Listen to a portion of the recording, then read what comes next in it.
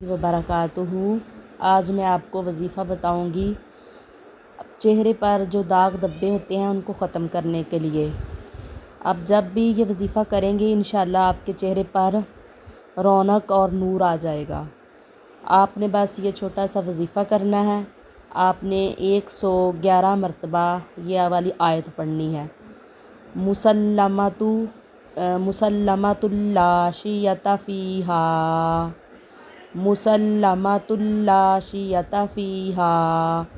111 मरतबा पढ़कर किसी क्रीम में या तेल पर बावज़ू होकर दम करें और रात को सोते वक़्त चेहरे पर लगाया करें।